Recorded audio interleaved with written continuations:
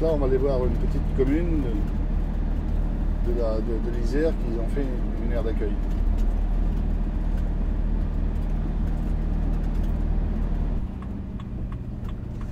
Voilà, on va aller sur l'aire d'accueil.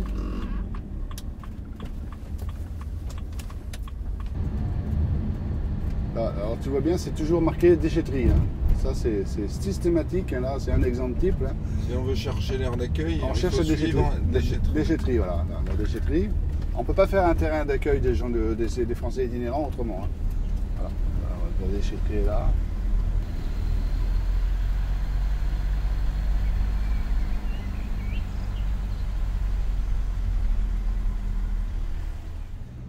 Alors, je ne les connais pas les familles, donc on ne va pas les filmer. Parce que je ne sais pas qui c'est. Voilà. Ça c'est carrément l'exemple type des petites aires d'accueil pour des stations d'épuration ou des déchetteries. C'est un exemple. Voilà. Qu'est-ce qu'on fait, on descend, non? Non, j'aurais dû les prévenir avant. Et c'est là que j'ai décidé c'est inadmissible. Parce que le livret de circulation, c'est une contrainte, mais moins que le carnet de circulation. Mais c'est une discrimination quand même, bien sûr. Mais c'est toujours ce qui nous a différenciés avec les sédentaires, c'est que souvent les sédentaires, ils croient que nous sommes des étrangers. Et non, on n'est pas des étrangers. Hein. Moi, ce que je voudrais expliquer par rapport à la citoyenneté, même ne serait-ce que par rapport à mon grand-père, qui a fait la guerre du 14-18, hein. Il a fait toute la bataille pour défendre la France, hein, en tant que citoyen français, itinérant. Hein. Il a reçu un éclat d'obus dans la jambe, à 20 ans, il a été amputé d'une jambe. Et donc après, il n'a pu plus faire la guerre parce qu'il était amputé. Et dès qu'il est venu la Deuxième Guerre mondiale, lui, il continuait à voyager tranquillement. Il était empailleur de chaises, donc toi, il n'était pas dangereux. Hein. Ils l'ont arrêté de voyager, ils l'ont amené dans les camps de concentration de Montreuil-Bellay. Voilà, pour avoir défendu la France, ils l'ont remercié, mais attendez, on vous enferme dans un camp de concentration.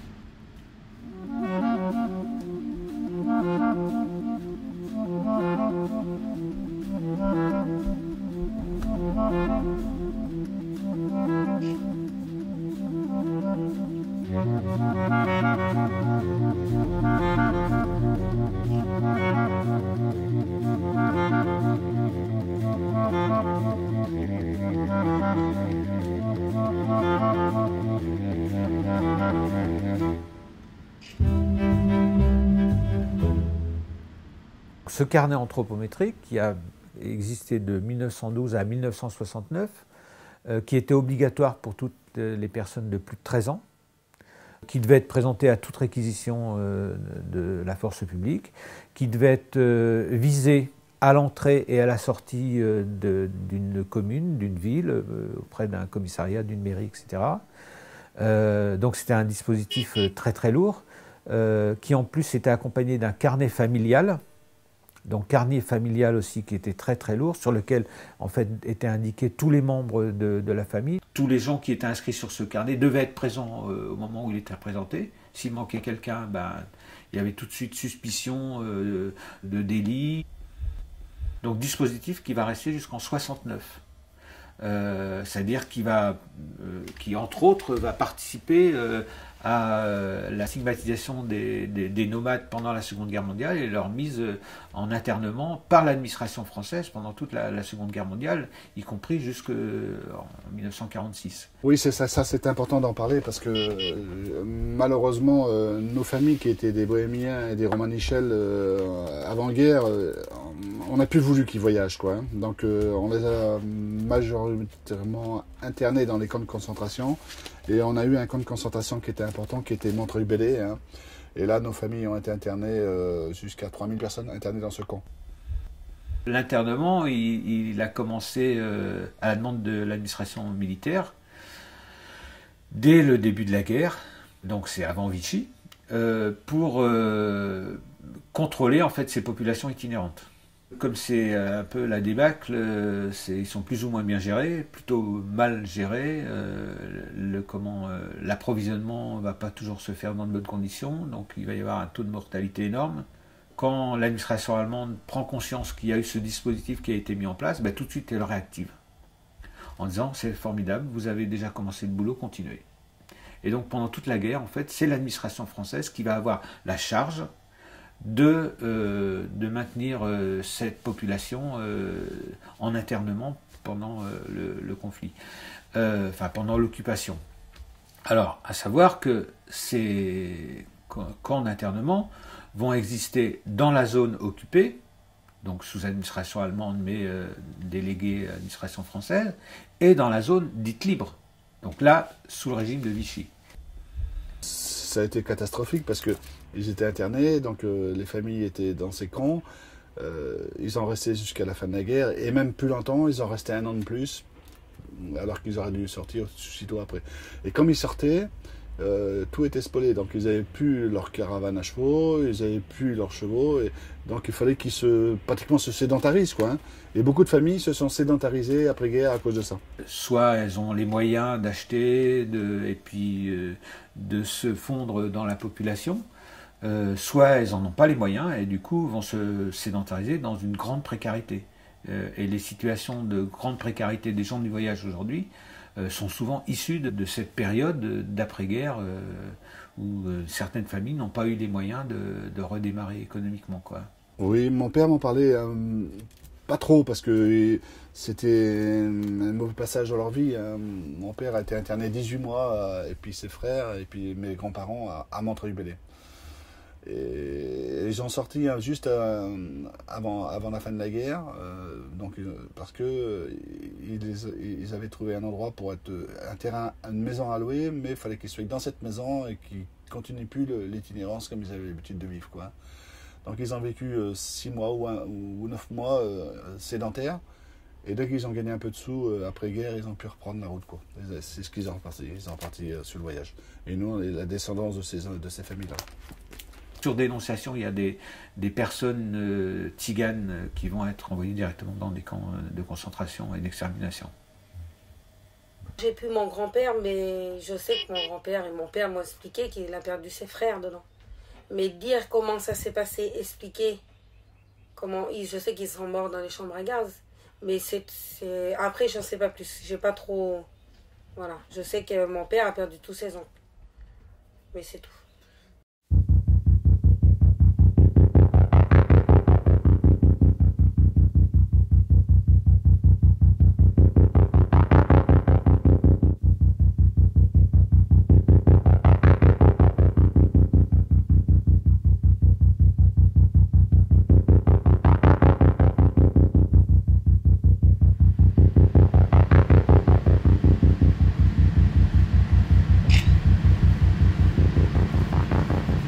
Je crois que les gens du voyage ont toujours fait peur. Mais c'est la différence qui fait peur, c'est pas... Oui, moi je suis très impressionné par ce que je viens de voir. Parce que, au-delà des carnets, au-delà du papier, c'est des histoires qui se racontent, c'est des vies, Moi je suis impressionné par le fait qu'on est obligé, ces personnes, à circuler continuellement.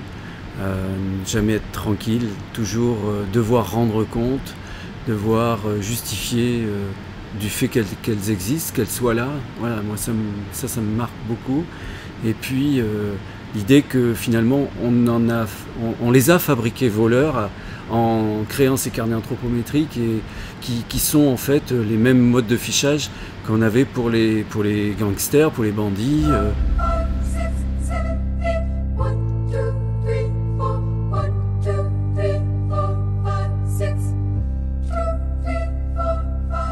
Dispositif qui va exister jusqu'en 69. En 69, révision de la loi. Ça veut dire qu'en fait, à l'époque, le ministère de l'Intérieur considère que cette population est plutôt en voie d'extinction, en voie de disparition. Il reste très peu, selon eux, d'itinérants, donc on peut assouplir la loi. Mais on va la conserver, donc on va créer cette catégorie de gens du voyage. Avant 69, le carnet nomade doit être présenté à chaque déplacement. À partir de 69, le carnet de circulation doit être présenté tous les 3 mois. Bon. Et le livret forain, donc le livret spécial de circulation, lui, il doit être contrôlé tous les ans, enfin bon, sur d'autres modalités. Aujourd'hui, il y a 2 lois, en gros, qui concernent les gens du voyage, même si ça ne s'appelle pas comme ça. Bon. Donc il y a cette loi de 69, qui met en place un dispositif de contrôle, plutôt, hein, on va dire. Et puis la loi de 2000, qui est en fait un dispositif qui prend en compte en fait la réalité de l'itinérance, et donc qui essaie de l'organiser. Bon. Donc la loi de 2000, elle prévoit la mise en place de schémas départementaux qui permettent aux gens du voyage d'avoir des lieux de résidence, principalement des aires d'accueil. Bon. Donc l'objectif de la loi de 2000, c'était de créer suffisamment d'aires d'accueil pour les voyageurs. Bon. L'objectif n'est pas atteint, on est en gros à la moitié simplement. Il y a des régions où il y en a plus que ce qui est prévu, et puis il y en a d'autres, enfin des régions il n'y en a pas beaucoup, hein, il y a quelques départements, mais il y a des départements où il n'y a pas une seule aire d'accueil par exemple.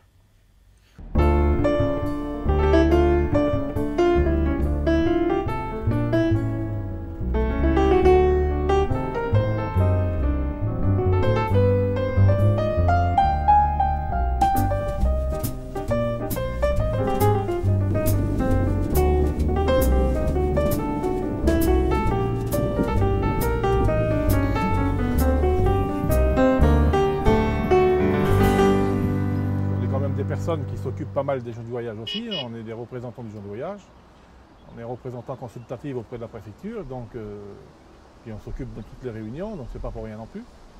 Donc il y a quand même une évolution, on ne va pas dire qu'il n'y a pas une évolution, il y a quand même une évolution auprès des élus, mais on est très peu entendus. Il n'y a pas de concertation. Voilà, il n'y a aucun avis de demander. Ici ou ailleurs, c'est un terrain qu'un site pour les gens du voyage.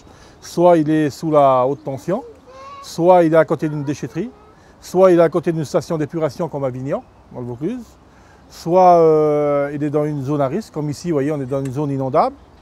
En plus, on est sur un site où il y a le gaz qui passe à 1,50 m en dessous, qui passe là-bas. Puis on a des personnes qui viennent vérifier tous les jours, qui passent tous les jours pour voir s'il n'y a pas de problème au niveau des pipines, parce qu'on a quand même carrément les pipines devant la porte. Voilà. Et donc je vais vous montrer où il y a le gaz. Donc vous voyez, on a la centrale du gaz qui est juste derrière là. Le gaz il passe comme ça, il passe sur le terrain et puis il passe devant chez moi là-bas, il fait tout le long. On est carrément dessus, on est sur une bombe, on est vraiment, ils ont mis les gens du voyage sur une bombe. Alors ça c'est des digues pour arrêter l'eau en cas d'inondation. Ah oui, on est du mauvais côté de la digue, c'est le cas de le dire. On est vraiment d'un côté, on est vraiment sur un site dangereux, quoi.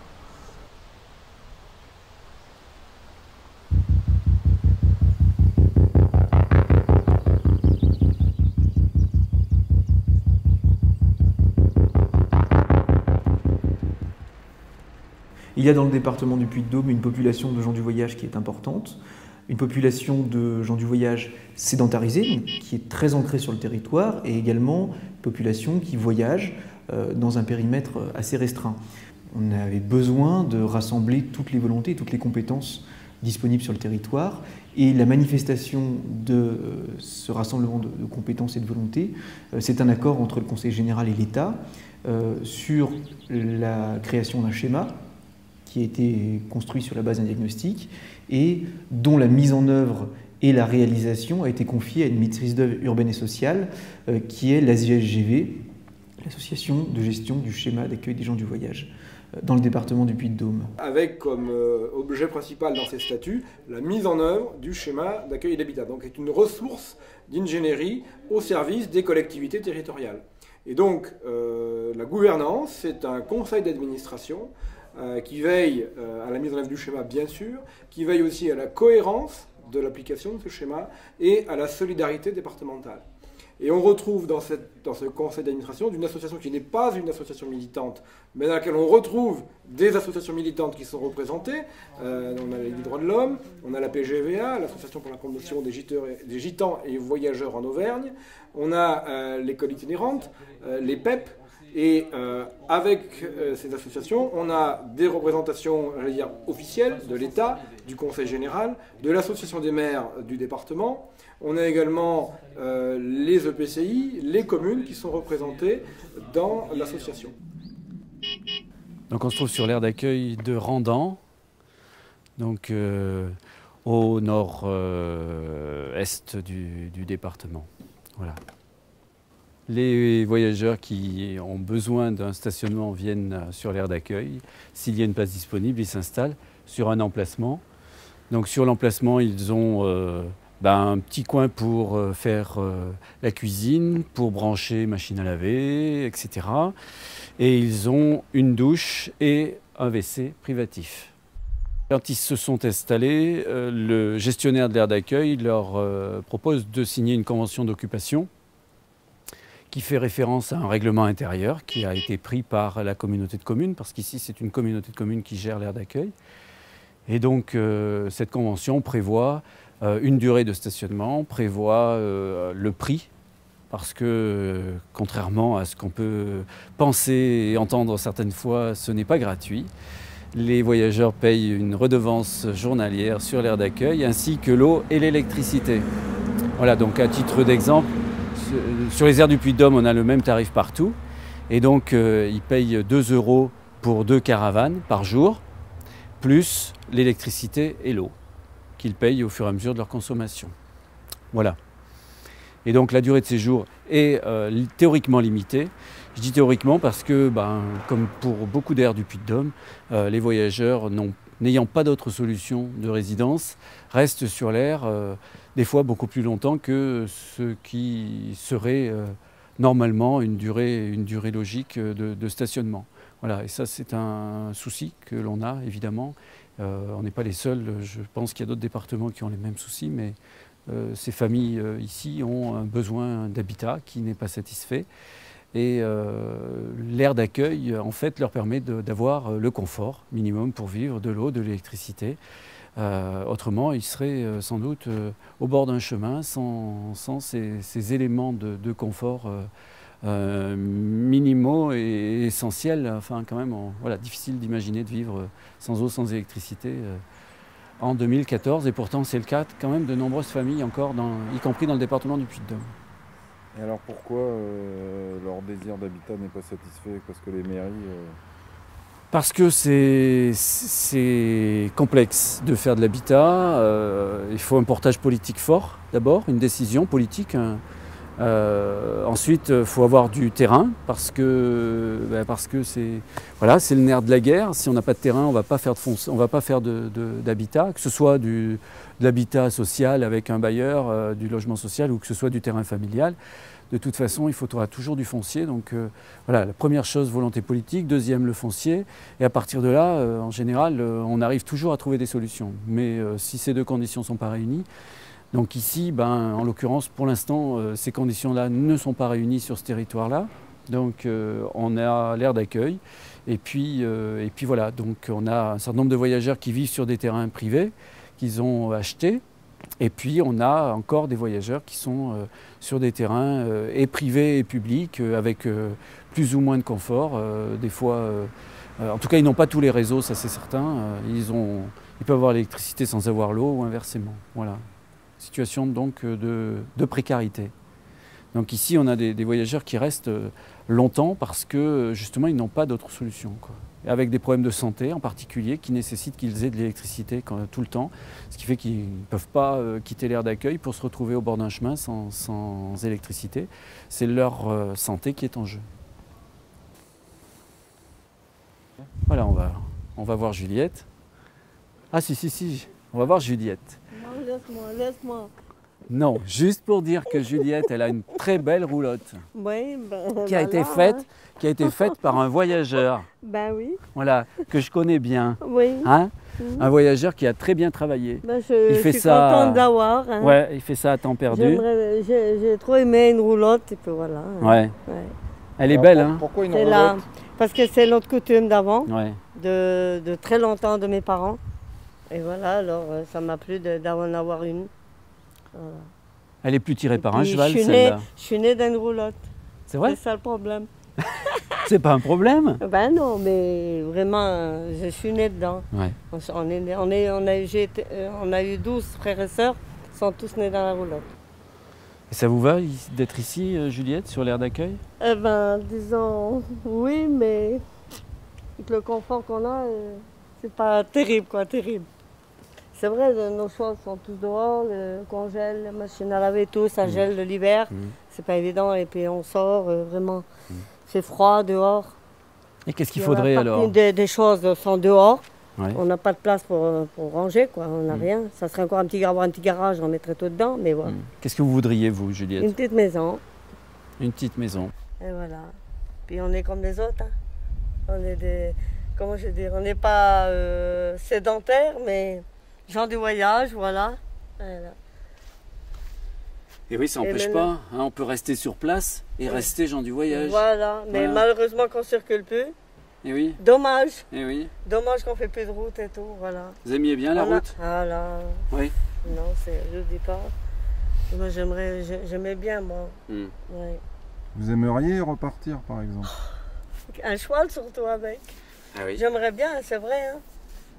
Mon mari, ça n'aurait été pas dialysé. Hein. On aurait pu acheter un cheval et puis partir pour 2 mois, puis en revenir là. Et on aurait pu trouver un petit quelque chose pour le cheval qui broute, quoi. Mais il y a assez d'arbres là. On aurait pu le mettre là. Mais malheureusement, mon mari est bien en parfaite santé, quoi. Ben oui. Voilà. On est là. Ça fait depuis 2008 je suis là. Que veux-tu? On est là.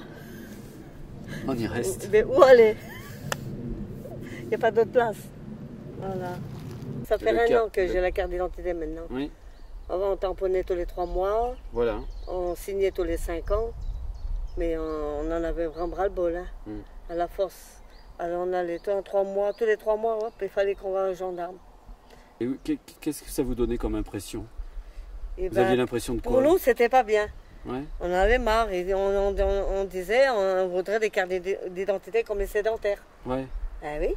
Vous aviez l'impression de quoi? D'être fiché, d'être... Pourquoi les gens on les voyait à la poste comme ça? Oui. Ils avaient leur carte. Nous, on a nos carnets là. On aurait dit des livres. Oui. C'est vrai, hein? Alors les gens, ils avaient des cartes d'identité. Et je sais pas pourquoi qu'on n'en avait pas. Et maintenant, on a le droit. Mais avant, vous aviez le droit aussi. Mais personne ne vous l'a dit. Alors, voyez, hein. C'est quand même malheureux. Les gendarmes ne nous disaient rien. Eh oui, c'est malheureux. Hein. C'est vrai. Les gendarmes ne nous disaient rien. Eh oui. Voilà, voilà. Bien. Prends plutôt ma roulotte, pas la vieille. C'est une vieille caravane. Ça, c'est beau pour prendre filmer. Et alors, ils vont voir ça à la télé, c'est joli, ça. Hein? Ça, c'est joli. C'est plus joli qu'une vieille caravane, là, où, tu sais. Oui. Et on n'en voit pas souvent. Non.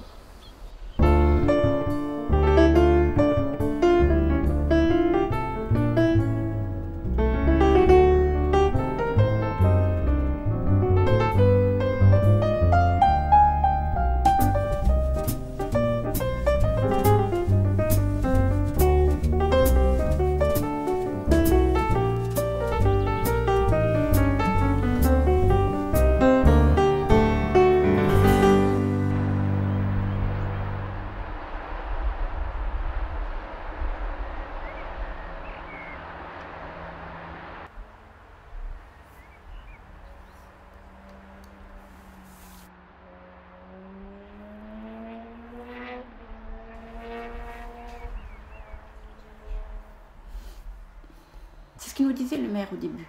Mais vous voyagez bien, vous êtes bien des gens du voyage. Ben oui. Là, pourquoi vous n'allez pas sur la route? Pourquoi vous n'avez pas voyagé? Parce que je ne voyage pas, on n'a jamais voyagé, nous. Je dis, dans les vieux, dans les ancêtres, ils voyageaient. Mais je dis, on ne voyage plus, monsieur le maire. Bon, le maire, lui, quand il nous a dit, achetez, faites comme tout le monde, achetez un terrain constructible. Un terrain constructible, ça coûte très cher. Il faut de l'argent. On est bien d'accord, ça coûte très très cher. Faites un crédit. Bon, d'accord, faire un crédit. Pour faire un crédit, il faut avoir des fiches de paye.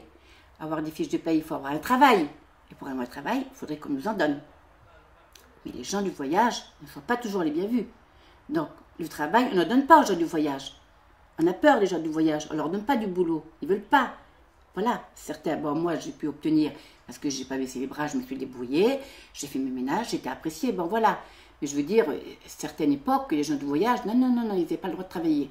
Donc, pas de travail, pas de fiche de paye, pas de fiche de paye, pas de crédit, on n'a pas d'argent pour acheter des terrains constructibles. Donc on achète avec nos moyens. On a bien essayé de percer ce mystère, mais jamais, parce qu'on sait ce qu'on ne nous aime pas. Voilà. Enfin, certaines personnes maintenant arrivent à nous apprécier, c'est ce que je dis, mais bon, c'est vrai que quelque part, on reste les gens du voyage. Quand on écoute parler des gens du voyage, c'est les gens du voyage, et voilà. On porte ce nom marqué en gros dans le dos, même sur le front, on le porte. Voilà, il est très visible, très visible. Moi, je suis gitane et je reste gitane. Ça, c'est dans mes origines, mais jamais au grand jamais, je ne voudrais renier mes origines.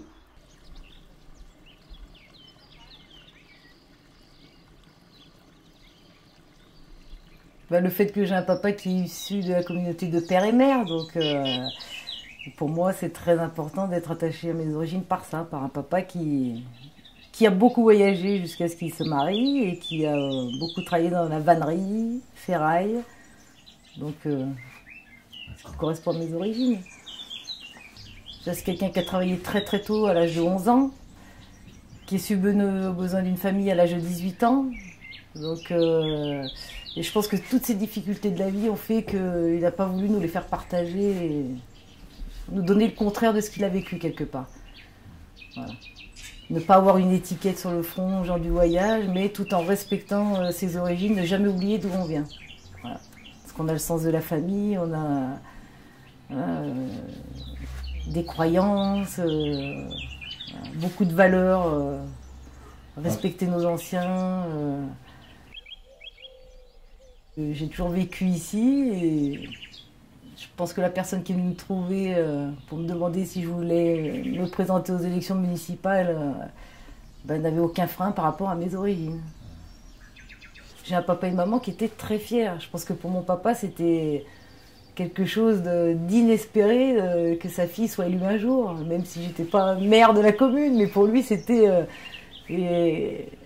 Justement, les gens de ma famille ou issus des gens du voyage, quand je leur dis que je suis élue, que je suis adjointe au maire aujourd'hui, pour eux, c'est valorisant. J'avoue que j'ai assisté à des réunions quand il y avait la mise en place des fameuses aires d'accueil dans le coin. Et certaines personnes ne voulaient pas l'accepter. Alors c'est quand même l'État qui finançait ça, mais on voulait surtout pas les garder dans notre commune. Alors que c'est des gens qui sont là depuis très longtemps, donc c'était pas des gens qui nous posent problème. Donc, mais on sent quand même que on ne les veut pas. On sent quand même, donc c'est difficile à accepter quand même. J'avoue qu'à des moments c'était blessant de les écouter parler. Donc j'avais ma caravane, donc j'ai trouvé ce terrain à acheter, bon voilà, que j'ai payé avec les allocations de mes gamins. Ensuite, donc, sur ce terrain, il existait un préfabriqué qu'on a arrangé du mieux qu'on a pu pour essayer d'y vivre avec la caravane. Les gamins ont grandi. J'ai voulu agrandir un peu le préfabriqué. Je n'ai pas eu le droit. Bon, bien sûr. Pas d'eau, pas d'électricité. Donc, on s'est débrouillé avec un groupe électrogène. Le problème, c'est que je prenais l'eau au cimetière à Pérignat. On a coupé l'eau parce qu'on n'avait pas le droit de prendre de l'eau. Voilà. Donc on a creusé un puits qui était impropre à la consommation, mais on pouvait s'en servir pour faire de la lessive, enfin pour beaucoup de choses. Sauf que j'achetais des colis de bouteilles d'eau, voilà, pour la consommation. Donc on en a eu marre, mais bon, voilà, on en a resté ainsi pendant des années. Voilà, tranquille. Ben, 27 ans. Depuis 27 ans. Le courrier, c'est ça que je voulais le dire au début. Je suis restée 4 mois sans allocation familiale. 4 mois sans courrier. On se demandait ce qui se passait. On n'avait rien compris, moi je ne comprenais pas. Et jusqu'un jour, où je suis montée à la poste à Pérignac, et puis c'était dans l'été, il y a une dame, elle a dit, il faut aller à la poste d'Aubière, il y a l'inspecteur des PTT, il va vous recevoir. Il y a un gros problème. L'inspecteur des PTT, alors il a dit, je vous donne tout votre courrier, Madame Gatt, mais il a dit, le problème, c'est que je suis obligée de faire un courrier au maire de Pérignac, en lui disant qu'il n'a pas le droit de détourner le courrier. Mais je me suis toujours débrouillée pour tout. Je me suis toujours débrouillée. On n'avait pas le droit de voter. On n'avait pas le droit de voter. À Aubière, on votait. Arrivé ici, il fallait qu'on vote ici, dans notre commune. Interdit de voter. Ça nous a fait baver. On n'avait le droit à rien. Donc, il y a eu monsieur le préfet qui était venu pour quand on a fermé la station d'épuration. Donc, avec monsieur le maire, ils ont conclu qu'il fallait faire quelque chose en urgence pour nous. Donc, monsieur le maire a décidé que, comme il allait y avoir un PLU, qu'il allait y avoir un changement pour beaucoup de terrains autour de beaucoup de choses à Pérignac, donc ils nous ont mis 3 terrains, donc moi, ma fille et mon fils, qu'il fallait nous débloquer un permis de construire, qu'on puisse avoir de l'eau, de l'électricité, des égouts et qu'on vive un peu comme tout le monde. J'ai attendu 27 ans. 27 ans. Mais bon, comme on dit, ben voilà. On est au bout du chemin. On a de l'eau, de l'électricité, on a permis de construire. Maintenant, moi c'est super. Vous voyez, j'ai ce que j'attendais depuis des années. Je l'ai, je suis bien. Vous voyez, je vis bien maintenant.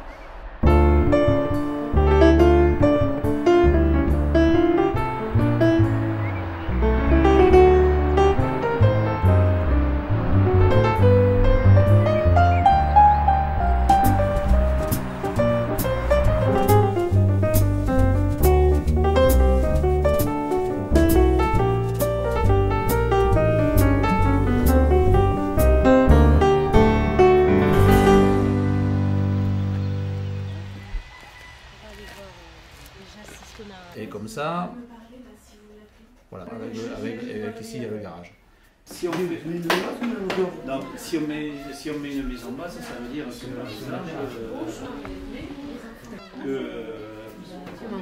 ici il y a le parterre. D'accord. Au-dessus, ça fait 10 quoi, ou un truc comme ça. Ouais, là ça fait 13. Donc du coup, vous lui laissez mes coordonnées, qu'elle me rappelle juste, voilà, qu'on pose un peu. Alors, en fait, je refais le point avec toutes les familles par rapport aux démarches qui ont entrepris et qui habitent réellement sur site, pour savoir si ces personnes-là vont faire partie de la MOUS, la maîtrise d'œuvre urbaine et sociale. Et dans ce cas-là, on est en train de faire le point, savoir si les personnes habitent sur site encore ou pas. Alors, elles se ressembleront parce qu'elles sont dans le même bâtiment. Voilà. On va voir sur le terrain comment ils vont se positionner. Aujourd'hui, je démarre là. Oui. Après, quand on aura tous les relevés et quand on aura travaillé avec vous, on pourra peut-être bouger un peu, mais aujourd'hui, je démarre là et je vais jusqu'au bout là. Oui. Vous voyez, on va jusqu'au bout de ce bâtiment et donc jusqu'au bout du garage. Ouais, là, je vais faire 3 maisons en remontant un peu l'ensemble. Il y a un peu plus de 30 ans, le couple souche de cette famille a été, pour des raisons de développement urbain et autres, expulsée de l'endroit où elle résidait. Au départ, elle était initialement expulsée sans solution, parce que, ce que disait un peu François ce matin, nous on n'est pas racistes, mais par contre les gens sont racistes à notre égard. Est-ce que vous vivez au quotidien ou de temps en temps la discrimination? C'est comme ça. C'est-à-dire le racisme? Non, à l'extérieur. Non. À l'extérieur, pas ici. Hein. Non, racisme, on aime tout le monde, nous. Hein. Non, mais est-ce qu'à l'extérieur, il y en a qui ont des réactions racistes à votre égard? Ah, les Français? Oui, quand on va dans les magasins, c'est sûr. Vous n'êtes pas française, vous? Oui, je suis française, mais pour les gens, pour les Français, on est gitans. Même pour les Français sur la quantité, moi je suis né à Toulouse, je suis nationalité française, mes enfants sont français. Et quand on rentre dans un magasin, la première chose, il y a le vigile, il va nous suivre à nous. Bon, pas nous, c'est pas le cas ici, parce que ça fait 30 ans qu'on habite ici.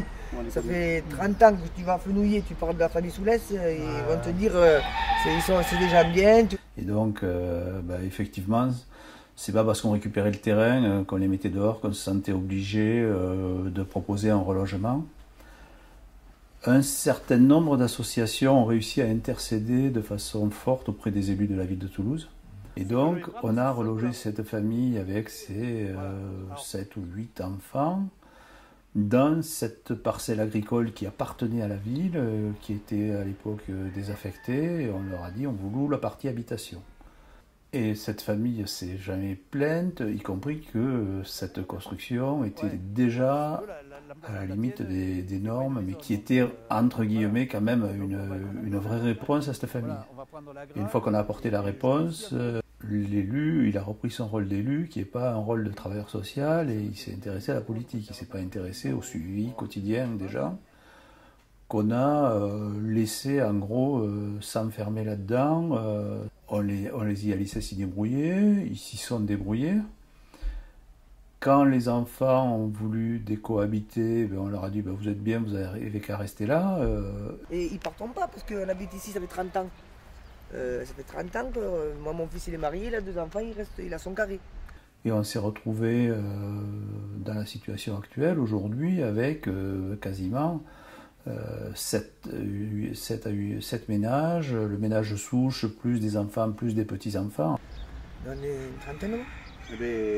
Mais moi je suis, mon fils il est 4, moi je suis 4, 3, 7. Moi et mes enfants. Michel ils sont 3, Nicolas est 3. On est une vingtaine quoi.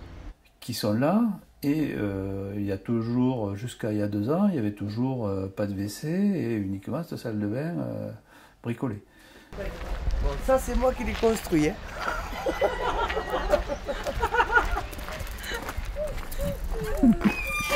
ça me tue. C'est nous qu'on l'a construit. C'est la pièce où on vit. Toute l'année, tout l'hiver, tout. Qu'on mange, tu vois, qu'on reste là, qu'on se chauffe. On va juste à la caravane pour dormir. C'est nous qu'on l'a fait, on a mis une petite cuisine, un petit insert, tu vois. Si j'ai une maison, j'ai besoin de la caravane. Mais alors pourquoi vous restez en caravane? Parce que c'est plus pratique. Parce qu'on est obligé. On n'a pas le choix. On n'a pas le choix. On n'a pas le choix. Si on jette la caravane, on dort. Et l'hiver, on a bien plus chaud dans la caravane, on va pas dormir là. On est content. On a une belle maison. Déjà les enfants sont contents. On va pas comme tous les autres, voilà. avoir une douche, des toilettes. Parce que des toilettes pour je sais pas combien de personnes. Le plus important pour nous c'est la douche mettons. Voilà, la douche, les toilettes. Après c'est vrai qu'une maison c'est bien, on a les chambres, on est au confort. Et puis on voyage pas quand même, on est toujours sur place.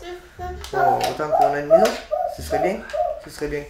Presque toujours, je dirais dans 95% des cas quand je suis intervenu sur un site, il y a toujours eu cette mémoire de l'internement et cette histoire de l'internement, c'est que presque toujours le fait déclencheur, ce sont des gens qui s'étaient cachés par là pendant la guerre et qui ont peu bougé. C'est-à-dire ils ont construit des stratégies de survie et d'oubli. Ils se sont fait oublier pour ne pas se faire déporter. Et cette stratégie, elle reste. C'est sûrement une des raisons qu'on peut voir encore autant de petits bidonvilles tziganes en France.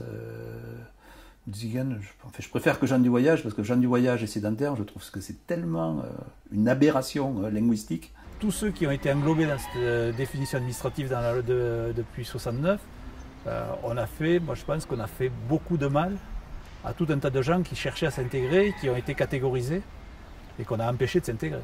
Ça, pour moi, aujourd'hui avec le recul, en m'étant baladé un peu partout, je suis sûr que ça pose un problème, cette appellation.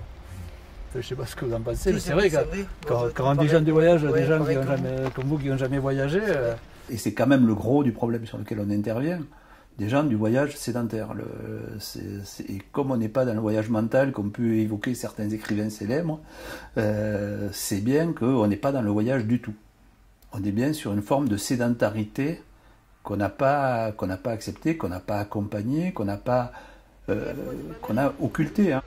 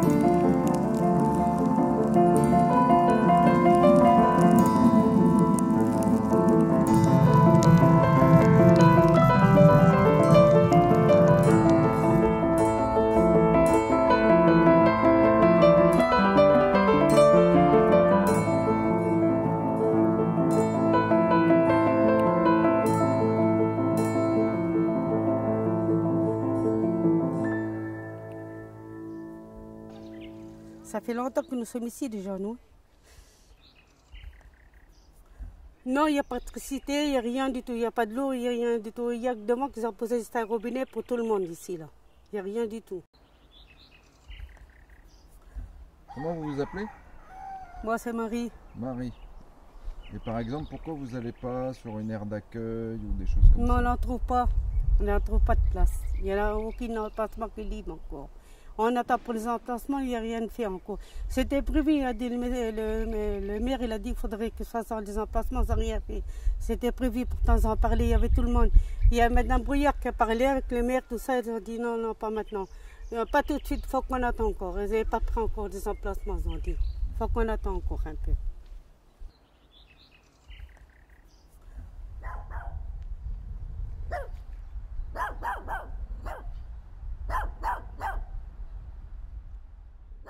Le chemin des limites, c'est un lieu à la périphérie de Bordeaux, à la périphérie de la communauté urbaine, sur une communauté de communes, où vivent depuis une quarantaine d'années, environ une vingtaine de familles qui se sont installées là parce qu'elles y étaient venues travailler. Elles travaillent la vigne, la ferraille, le commerce. Quand est intervenue la loi Besson et le schéma départemental d'accueil et d'habitat qui a été signé ici en 2003, il a été bien sûr question d'améliorer les conditions de vie et d'habitat de ces familles, puisqu'elles vivent, comme vous l'avez vu, sans eau, sans électricité, sans écoulement des eaux usées. Il y a eu divers projets d'aires d'accueil, de terrains familiaux qui ont toujours été en échec. Ça traduit un petit peu que pour certaines personnes, il serait presque normal que les gens du voyage y vivent dans des conditions indécentes. Ça choque beaucoup moins de gens qu'on ne le pense.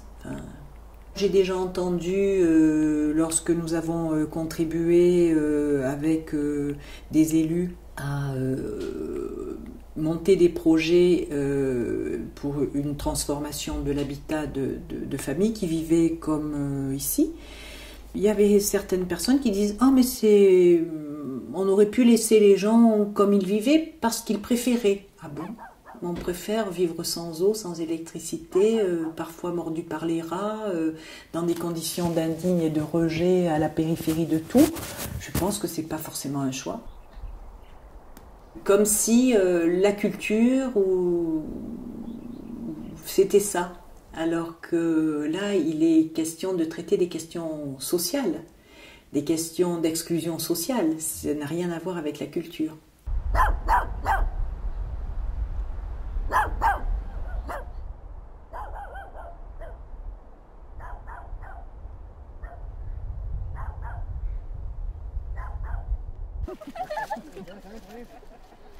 Vas-y, toi, vas-y, qu'est-ce que tu fais? Ça, qu'est-ce qu'il a, celui-là, là? Je sais pas. Mais parlez, il faut parler. Quoi dire? Dans le 87, là-bas, par là-bas, on a des places désignées. Et là-bas, on a les douches, on a tout, on a le courant volonté, quoi. On a l'eau chaude, l'eau froide. Parce que là-bas, les maires, ils sont sympas, quoi. Ils sont gentils, les maires. Ouais, et puis ici, regardez comme ça vit, là. Et là-bas, sur Limoges, il y a un camion qui vient exprès d'école. Et les gamins ils vont dedans. Et non, pas, là, ici, ah non. Comme déguisement. Et là, il n'y a pas de camion qui va venir ici. Hein. Moi, je suis plus à l'école. Pourquoi t'es plus à l'école? Parce que j'ai 16 ans. T'as pas 16 ans. Si. Elle est petite hein, pour 16 ans. Si, elle a 16 ans. Mais tu peux continuer après 16 ans. Oui, mais nous, c'est comme ça, on arrête à 16 ans. Toi, t'es au CNED? Ouais. Alors, c'est quoi le CNED? C'est les cours correspondance. C'est tous les vendredis. Et le mercredi. Et le mercredi. Et alors, comment ça se passe? Tu reçois un courrier Comment on finit un travail, on le met dans une enveloppe et on l'envoie.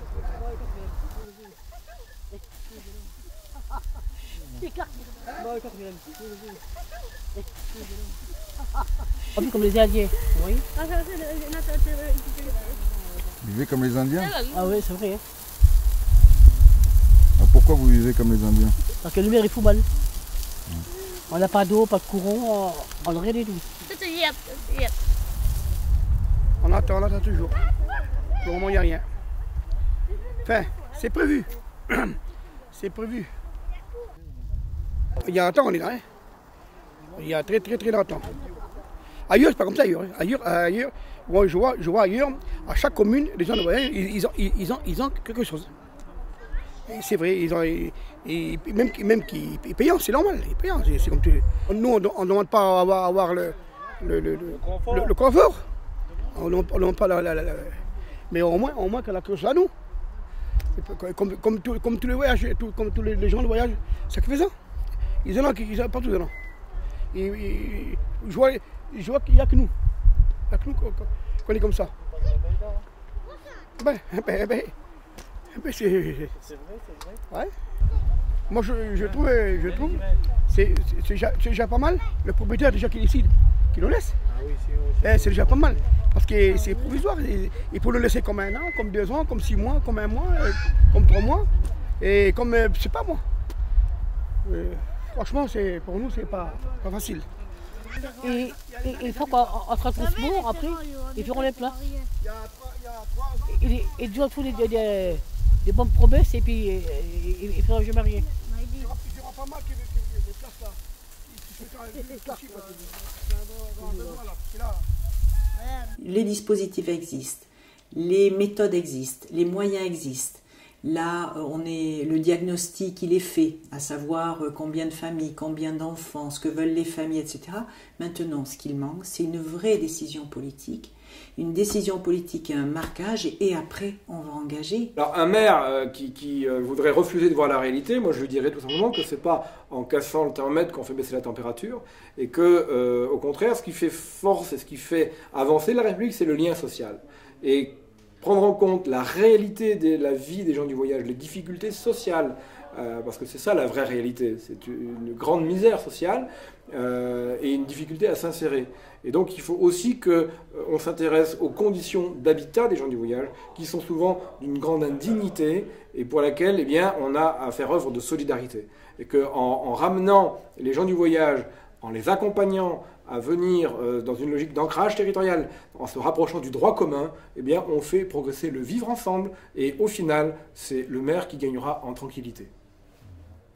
Nous c'est notre expérience, parce que pourquoi sur des territoires on arrive à réaliser des opérations, pourquoi sur d'autres c'est beaucoup plus long. Il y a des territoires, comme vous avez pu voir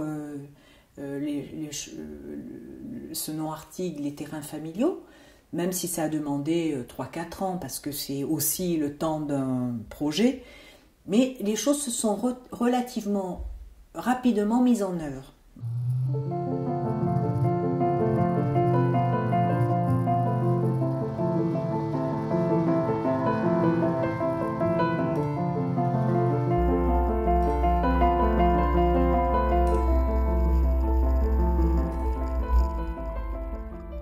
Vous trouvez devant les terrains familiaux de Senon-Artigues, en Gironde. Ces terrains familiaux ont été livrés en août 2011, il y a 3 ans maintenant. Et nous sommes partis d'un double constat. Premièrement, nos 2 communes de Senon et Artigues avaient l'obligation de créer une aire d'accueil. Deuxièmement, nous avions, nous, sur nos terrains, des familles, 12 familles environ, qui souhaitaient pouvoir être logées dans des conditions moins précaires. Effectivement, quelques-unes d'entre elles vivaient à l'entrée d'une usine d'incinération, au milieu des rats, des serpents, enfin, c'était assez odieux.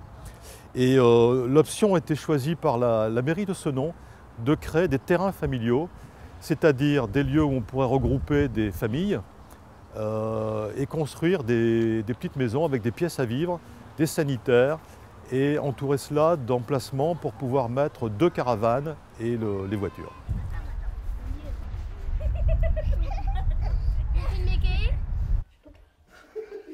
Les générations.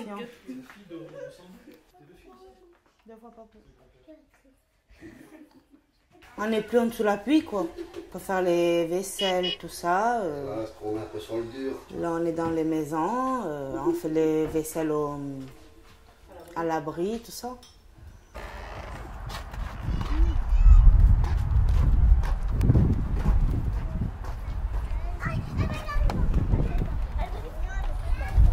Ben voilà, nous on dort, là j'ai les enfants qui dorment ici et moi j'ai la chambre là-bas au fond et je dors là-bas. J'ai la fille et le garçon, mais bon ils sont petits là pour l'instant. Et j'ai la toute petite, elle dort dans son berceau là. Rentrez si vous voulez. On met un peu de chauffage et puis ça va. Et là, quand on est dans les terrains familiaux, c'est plus facile de les mettre tous les jours à l'école. Et en plus, c'est à côté, c'est bien, quoi. Dans la même école, et elle, à Artigues, et nous, on a Jules Michelet. Une traite des gitanes, ouais, des gitans. Et même quand c'est nous qui n'avons rien fait, ben, ils punissent. Mais moi, je punissent, et les autres, ils... je dirais à ma mère quand ils sont d'école. Moi aussi. De toute façon, moi, je serai plus dans l'école, et je vais aller dans cette école, elle. Oui, moi dans mon école, jamais ils me traitent. Mais elle est bien. Vraiment pris pour rien, vraiment pour de la misère, des nuisibles. Que ça, que du nuisible. Et rien d'autre. Donc aucun bon jugement, toujours du mauvais jugement, toujours de vieilles rancunes, de vieilles histoires. Et forcément, lorsqu'il y a une histoire, ben, ça se finit forcément mal parce que on est rabaissé plus bas que terre. Par la police, par tout le monde. Que ce soit par les sédentaires, par tout le monde. Il n'y a aucune concession, aucune explication. Tous catalogués dans le même sac, sans savoir si c'est vrai ou c'est pas vrai. On est déjà jugé d'avance. Moi, je sais pas. Moi, mais... Ben, moi, comme tous les gens comme tous les femmes des gens du voyage, je voudrais rester chez moi, faire les affaires. Voilà, moi pareil, le ménage. Les ménages. Aider un petit peu mon père. Et voilà, faire le ménage chez moi. Avoir une caravane, de voilà. Faire les ménages. Comme tout le monde. De faire les camions. Comme tout le monde, comme les femmes. Mon père il me l'a dit, alors je sais pas, peut-être je vais avoir un métier, ça sera caissière à Intermarché. Soit ça ou soit maquilleuse. Peut-être on dit ça, mais peut-être on va faire un métier. Ah non, moi je ne voudrais jamais faire un métier. On est petite encore.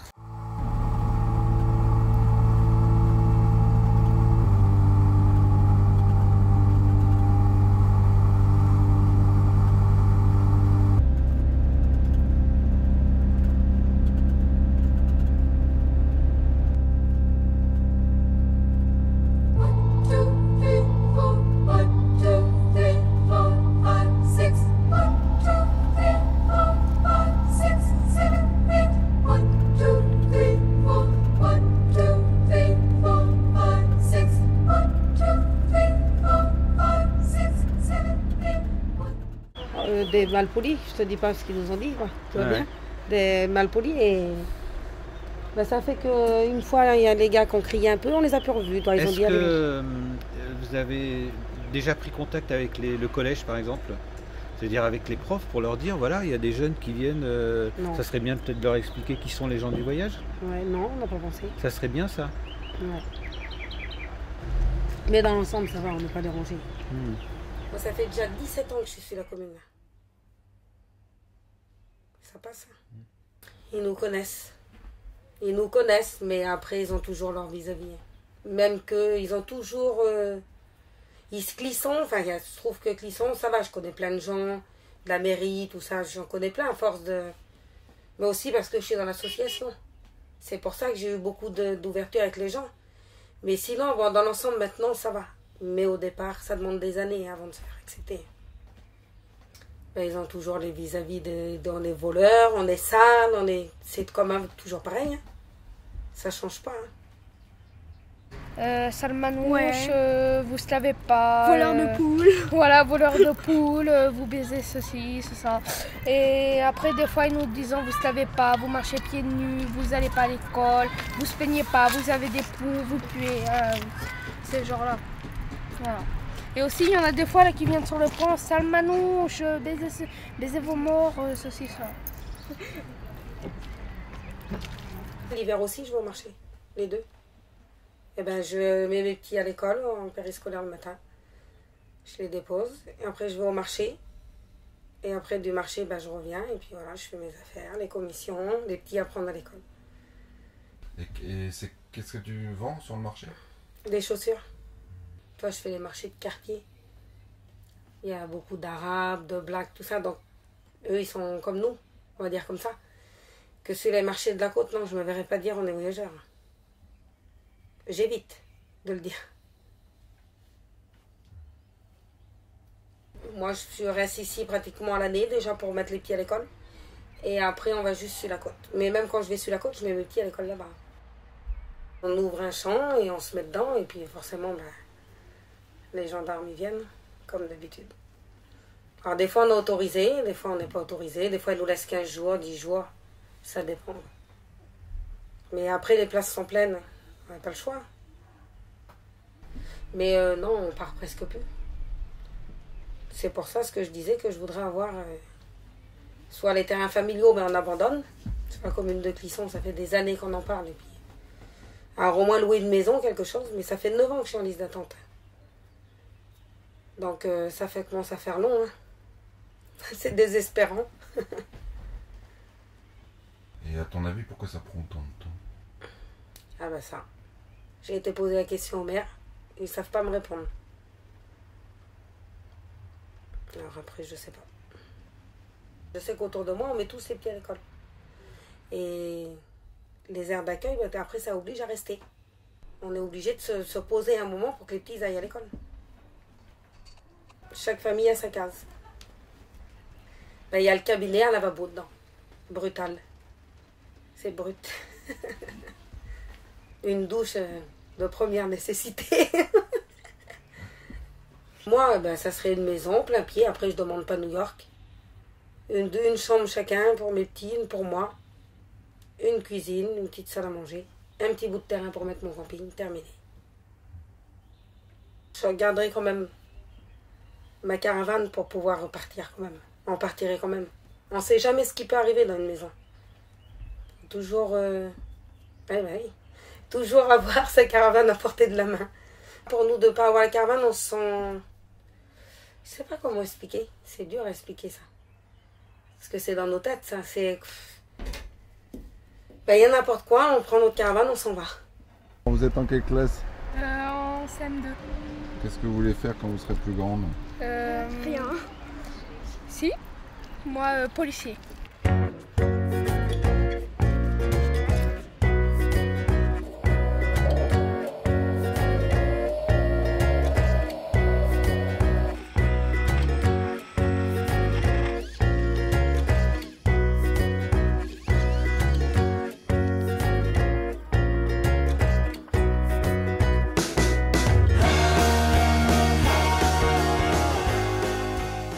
On se trouve à Grenoble, dans l'Isère. On est là d'à peu près depuis une quinzaine de jours. Les familles sont arrivées avant moi. Moi, ça fait une semaine que je suis arrivé. Et donc, on avait demandé un stationnement à la ville de Grenoble pour nous proposer un endroit pour stationner. Mais bon, ils ne proposaient rien. Donc, il fallait bien trouver une solution de stationnement. Hein. On est des commerçants itinérants, donc il faut qu'on travaille sur la ville de Grenoble et ses alentours. Donc, il y a ce parking qui ne servait à rien parce que c'est un parking qui servait pour une usine qui a fait faillite et qui ne marche plus. Le portail était déjà ouvert. Donc on a rentré avec nos caravanes et on est installé là. Donc la police municipale est venue nous voir. On s'est engagé justement à laisser les lieux en parfaite propreté et à respecter l'endroit où on est installé. On s'engage aussi à payer l'eau, l'électricité et une benne à ordures. Et pour expliquer à la population locale, au voisinage, on met ce panneau devant. Hein, voilà. En tant qu'association, vous voyez, c'est clair, le respect, la propreté sont exigés. Tous les frais du séjour, eau, électricité, ordre ménagère, etc. seront payés par les occupants du terrain et non par la municipalité. Alors on le met à Grenoble, mais on le met sur chaque endroit qu'on stationne avec nos groupes de familles de Français itinérants. Hein. Maintenant, j'ai plus de 300 attestations des villes de France où on a passé, comme quoi qui prouvent par écrit que nous sommes des gens propres, corrects et respectueux. Donc après qu'ils disent qu'on est sale, qu'on ne respecte rien, c'est de l'imaginaire. Hein. Là, ça fait 15 jours qu'il y a des familles, vous voyez, c'est propre. D'ailleurs, on a fait mettre une benne qui est là, qui est à nos frais d'ailleurs. Hein, voilà. Et donc, toutes les familles mettent leurs déchets dans ces bennes. Après, je vais vous montrer, si vous voulez, pour les branchements électriques, parce que c'est important qu'on apporte aussi l'électricité, la sécurité. Donc c'est dans la région Rhône-Alpes, l'EDF fait des branchements provisoires pour les Français itinérants. Donc il nous faut un forfait. Et on a un coffret qui est là, voilà, qui est aux normes de sécurité. Hein. Vous voyez, toutes les familles ont tiré leurs câbles, donc il y a à peu près... Là, on n'est pas beaucoup là, on est une quinzaine de familles, mais ça fait tout de suite une 25-30 caravanes, quoi, parce que chaque famille a à peu près 2 caravanes. Donc la grande caravane pour les parents et la petite caravane qui sert de cuisine ou de couchage pour les enfants.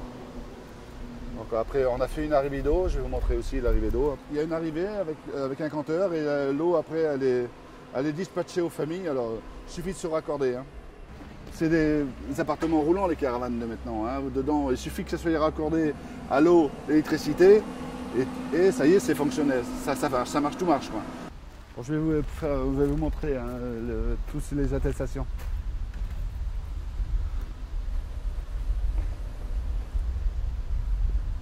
Ça, c'est la demande de stationnement qui est envoyée dans toutes les préfectures. Je crois que c'est bien aussi que tu l'enregistres, hein, parce que c'est important qu'il y ait une demande de fait, justement. On n'est pas obligé de le faire, la demande. Hein. Ce n'est pas une obligation, hein, mais nous, on le fait. Voilà. Ce que je vais montrer aussi, qui est important, parce que bien souvent, ils disent qu'on ne paye pas. Alors, naturellement, on paye partout. Hein. Tenez, là, encore une facture, hein, justement. J'ai une facture qui a été faite au pays. Celle-ci, elle est de 2013, de Pays Rochois. Ça, c'est une facture comme quoi ils acceptent notre argent et qui a été payé. Voilà, ça c'était Benz, comme quoi ils ne voulaient pas prendre notre argent, mais on a fait une donation au CCAS hein, de Benz, et une donation exactement de 400 €. Voilà. Ben, ma technique, c'est que moi, on est des citoyens français, une municipalité a l'obligation d'accueil, hein, elle ne veut pas respecter ses obligations, et bien je vais y montrer que nous, en tant que citoyens français itinérants, on va venir quand même sur sa commune. Et on va devenir des citoyens comme les autres citoyens de la commune. On va respecter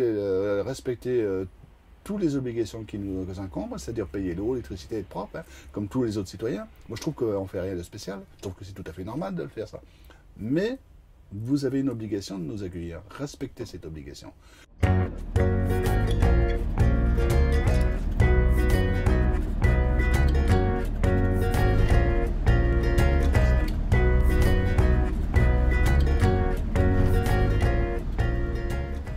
Le fait commun qu'on a ensemble, c'est de défendre la même chose. Tu vois ce que je veux dire? Mais comme on s'est dit, on va chacun avoir une spécificité, tu vois, un petit truc. Et puis de toute façon, on est ensemble et on est complémentaires et on fait les choses ensemble. Et je ne fais rien sans lui et lui ne fait rien sans moi. Et on est 4 comme ça. Voilà, et on est 4 personnes comme ça. Oui, ouais, j'arrive dans un petit moment, je suis avec des journalistes et après j'arrive. C'est ta sonnerie citoyenne? Ouais. Ah oui, mais ça, c'est un effet de couple. Ça, c'est pour me rappeler tous les jours que je suis français. C'est mon plaisir que ma Marseillaise chante, parce que ma Marseillaise. Hein. L'autre combat, c'est les droits civiques. Tout simplement d'aller voter. Nous n'avons pas le droit d'aller voter. Alors, pas le droit, c'est un grand mot, mais pour moi, c'est quand je dis pas le droit, c'est la complication qui ne nous donne pas le droit. La première revendication, je pense qu'elle est là aussi. C'est de se savoir si on est français ou pas français. Alors, toutes ces choses-là m'ont permis qu'un jour, que j'en pouvais plus, et puis que je me suis dit, il faut que je laisse un avenir pour mes enfants. Et cet avenir-là, c'est combattre. Donc, avec notre avocat et M. Pélex, on est rendu maintenant à avoir porté plainte à la Cour européenne des droits de l'homme pour la suppression de la loi 69. Ça a été fait en mars 2013 et c'est notre avocat Olivier Lemaillot qui a fait cette procédure, quoi. Si la France est condamnée, c'est pratiquement vraisemblable par rapport à la discrimination liée à la commune de rattachement, qui est spécifique à une partie de la population française. Chaque famille pourra porter plainte pour discrimination. Donc ça peut coûter très cher à la France, quoi. Déjà, le premier combat, c'est de supprimer ces lois de 69.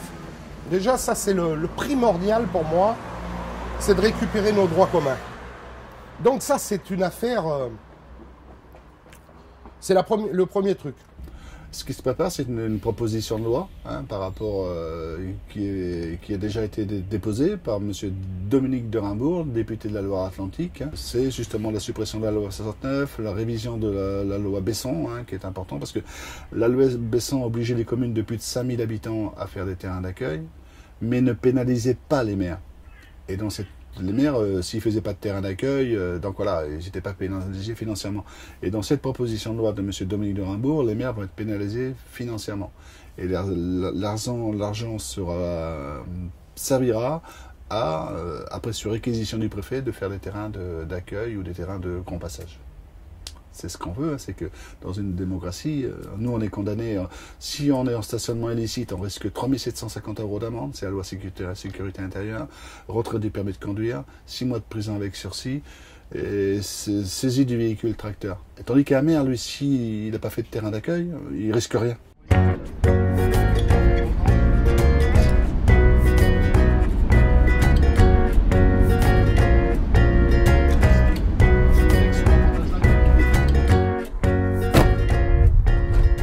Je vais vous montrer Moiran dans le 38 qui a l'obligation d'avoir une aire de grand passage depuis 10 ans. Donc c'est une commune largement de plus de 5000 habitants. Donc là, depuis 2 années consécutives, il nous donnait un terrain sommement équipé, d'ailleurs un terrain à bétail, mais bon, qu'on prenait parce qu'il nous convenait. En 2012 et en 2013, il m'a ouvert ce terrain. D'ailleurs, j'ai payé l'eau, l'électricité, il y avait constat des lieux à l'arrivée et constat des lieux au départ. Ça s'est toujours très bien passé. Cette année, j'y demande, il nous met une barre anti-caravane, il ne veut pas qu'on s'installe là, il nous propose un autre terrain. Donc, je vais vous montrer le terrain qui est là, et après, on va voir l'autre terrain qu'il nous propose pour aller s'installer. Voilà ce qu'il nous a fait. Alors, il nous a fait des tranchées, des triples tranchées, je vais dire, des tranchées sur 20 mètres, en rendant l'accessibilité du terrain pratiquement impossible. Voilà. Je lui ai demandé pourquoi vous ne proposez pas cet endroit-là. Non, il dit, j'ai un autre terrain à vous proposer. Allez-y vous installer sur l'autre terrain, mais pas ici. Bon, je dis, on va aller se mettre sur l'autre terrain si c'est que ça. On va aller voir ce terrain. Voilà.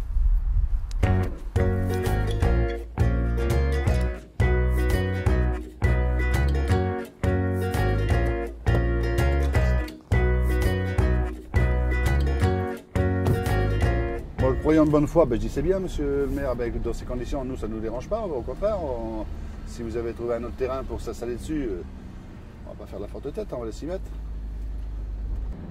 Donc jusqu'à présent ça paraissait bien, l'accès paraissait bien, tout. Mais il y a un hic.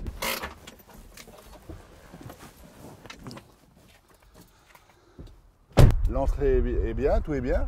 Seulement, c'est un champ de labour, quoi. On ne peut pas mettre nos caravanes dessus. Ça, c'est les fameux terrains Libye qu'on nous propose. Et c'est très bien que on ne peut pas mettre des caravanes dessus, mais je vous propose un terrain, comme ça, si ça ne vous plaît pas, vous irez autre part, quoi. Voilà. Là, on le voit bien, le terrain. Là, donc, on va passer là pour regarder, pour le filmer.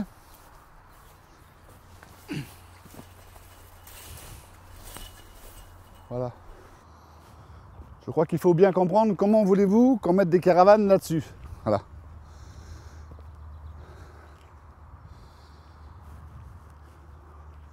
C'est de la terre retournée. On ne pourrait même pas monter dessus parce qu'on arracherait tous les... Quand je viens sur un terrain comme ça, je viens au minimum une trentaine de familles, ce qui représente une 50aine de caravanes. Mais là, on peut même pas. Là, on peut mettre 4 à 5 familles, mais puis il serait sur le goudron, maximum, quoi. Ça, c'est des terrains de grand passage, c'est pas des aires d'accueil. Hein. C'est prévu de 50 à 200 caravanes. Bon, je suis loin des 200 caravanes, je viens avec à peu près une 50aine de caravanes. Là c'est clair, hein, on n'invente pas des images, vous filmez par vous-même. Hein. Voilà. Voilà. Donc, si tout ce terrain-là, il serait bien aplani, bien plat, bien sûr qu'il irait, mais pas dans ces conditions, quoi. On m'a appelé tout à l'heure. Il y a l'aire de grand passage de Besançon qui vient d'être ouvert par un responsable de groupe de mon association.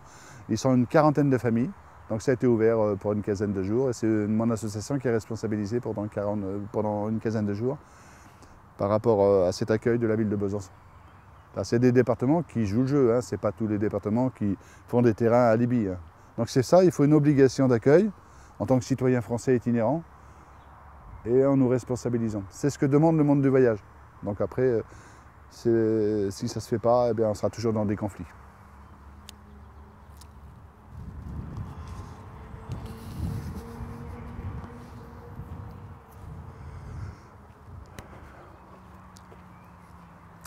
Maintenant, on peut aller voir une aire d'accueil, une petite aire d'accueil qui n'est pas très loin.